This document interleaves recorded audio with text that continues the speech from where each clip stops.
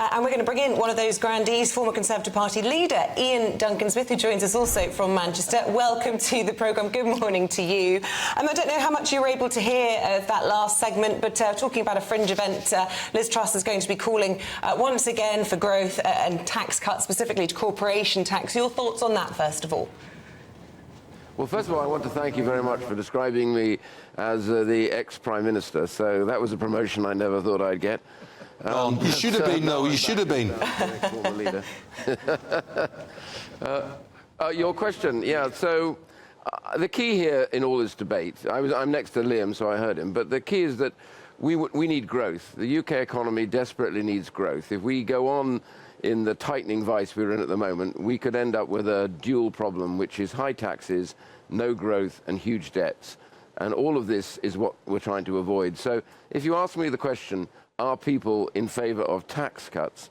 I say, are people in favour of growth? And to get growth, I believe in the dynamic effect of tax reduction. And I also believe that Rishi Sunak does, and so does Jeremy Hunt. And what they're trying to do is to put cold water on this whole debate, because they want to be able to do it when they're ready to do it, and they want to make the announcement.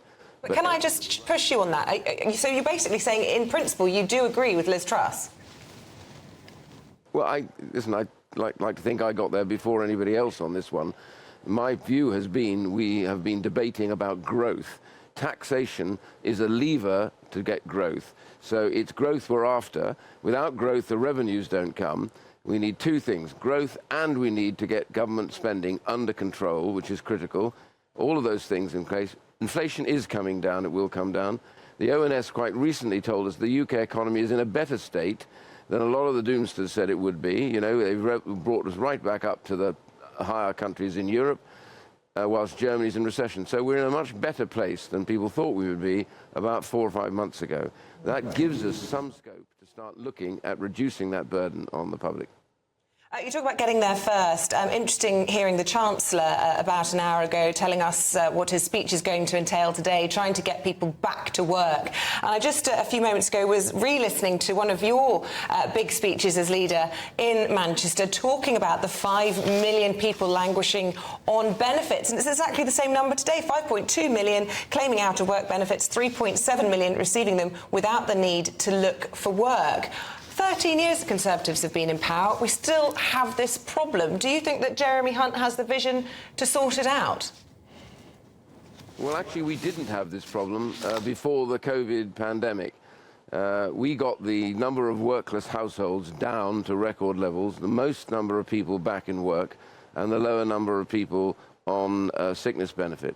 All of that was changed during COVID because they eased off on all the restrictions. More people came onto benefits for obvious reasons, and it's that we're now having to deal with, this huge growth of people on sickness benefit. We need to be able to get many of them back to work. It's better for their health anyway. Support them, get them back into work, which is what this is all about, and make sure, therefore, they're beginning to contribute back to society as well through taxation. And that's really important, and it's better for them. So that drive needs to take place, but you'll only do it if you're able to help support them get back into work as well at the same time. But getting that group back into work is because COVID pushed more people onto sickness benefit.